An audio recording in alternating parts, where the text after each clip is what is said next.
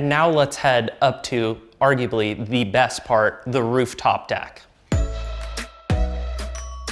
Now that we've made our way to the final level of the primary bedroom, you will see the rooftop deck has the most commanding views you're going to get in Corona del Mar. Whether you want to look out at the sailboats or yachts passing through the harbor, you also get the golf course as well.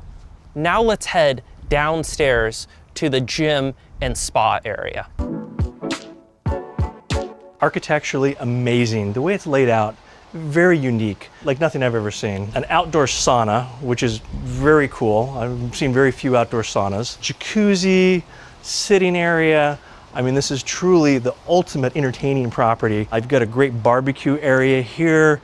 Off of the deck here, we have one of the bedrooms. As we come back out here, you'll see the pool area, the view, great entertaining area. As you come this way, there's also, you can see the big panoramic view. It's like your own private resort in Corona del Mar without the hotel fees.